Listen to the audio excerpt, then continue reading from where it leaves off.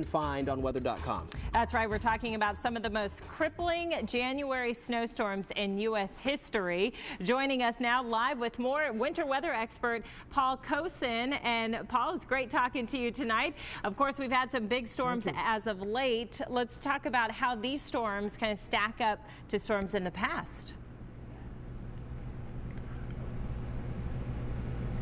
The storms that we've had just recently really are part of 6 storms that have occurred in the last 1 year and 1 month. They stack up with some of the great storms we've had throughout not only this century, but the last century as well.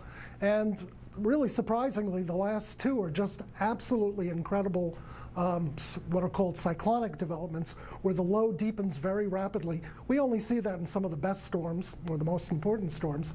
And that particular case that we just had last week, very incredible system, up to 40 inches of snow. And with the system we had just after Christmas, the now so-called Bloomberg blizzard left up to 30 inches of snow in northern New Jersey. There's a lot of interest that's going on in these great East Coast storms, now 6 of them since last December. And Paul, we're talking about snowfall totals, and you go to weather.com, you can learn more about the storms you're talking about. But what really makes for a blockbuster historic storm? Well, it's usually a combination of factors. It's often, obviously, the amount of snow you get, but often if it's accompanied by very low temperatures and very high winds, that's when we start hearing the term blizzard conditions. And we can get blizzard conditions for an hour or 2, that still is very important, but when these big storms last for 12, 24, even 36 hours or even longer, when we have those 3 elements combined, that people are having a really hard time staying out in the snow, all transportation stops, then we're really talking about the real historic storms. New York just had one just a couple of weeks ago. Hartford seems to have had one just this past week.